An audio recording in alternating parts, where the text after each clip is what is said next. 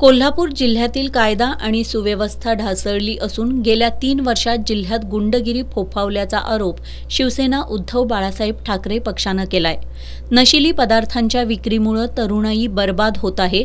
त्यातूनच खून आणि मारामाऱ्यांसारख्या घटनांत मोठ्या प्रमाणात वाढ झाली आहे। दारू, मटका, अनधिकृत लॉटरी, ऑनलाईन जुगार, बेटिंग आणि वेश्या व्यवसायात वाढ झाल्याचं सांगून यामागे पोलीस दलातील कलेक्टरच आहेत असा आरोप उपनेते संजय पवार यांनी केलाय। कोल्हापूर जिल्ह्यामधील अवैध व्यवसाय जे चालू आहेत आणि त्यामुळे तरुण तरुणी अक्षरशः त्या वाम मार्गाला जाऊन त्याचं फार मोठ्या प्रमाणात नुकसान होत आहे। मटका, गुटखा, नशिली पदार्थ, गांजा, वेगवेगळ्या प्रकारची अफू, अनेक प्रकार असे कोल्हापुरात आलेले आहेत की त्यामध्ये तरुण तरुणी अडकत चाललेले आहेत।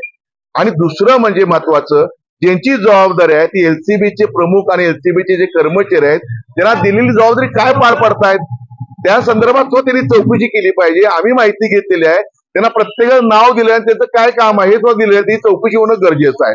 ह्या 3 वर्षामध्ये खरोखर मोठ्या प्रमाणात अवैध व्यवसायाने 2 नंबर व्यवसायाने डोकं वरती काढलेलं आहे। गुंडागर्दी, खून खराबा, माऱ्या गुंडांच्या टोळ्या मोठ्या प्रमाणात तयार झालेल्या आहेत। ह्याला अभय कोण देतंय? पोलिसांचा हात कमी झाला काय कोल्हापुरात? आणि ह्याचाच अर्थ असा होतोय कुठेतरी यांच्या लागेमध्ये काही अधिकाऱ्यांचे कर्मचारी असल्या कारणानं संपूर्ण पोलीस प्रशासन बदनाम होत आहे। आज ऍडिशनल आपले एसपी आहेत त्या मॅडम देसाई मॅडम आम्ही निवेदन दिलेलं आहे। आता आयजी साहेबांचं आम्ही निवेदन देतोय, पोलीस महासंचालक निवेदन आम्ही देतोय की मध्यंतरी जो ट्रेडिंग मध्ये जो मोठ्या प्रमाणात घोटाळे झाले, कोट्यवधी रुपये घोटाळे झाले, त्या घोटाळ्याचा तपास काय झाला? गुन्हा अन्वेषण काय काम करत होतं?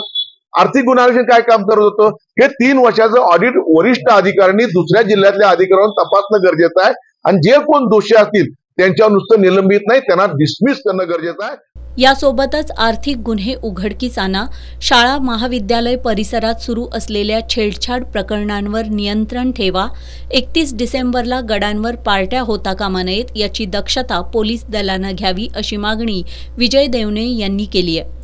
या सर्वच घटकांवर कारवाई न झाल्यास पोलीस अधीक्षक कार्यालयासमोर ठिय्या आंदोलन करण्याचा इशारा शिष्टमंडळानं अप्पर पोलीस अधीक्षक जयश्री देसाई यांना दिला।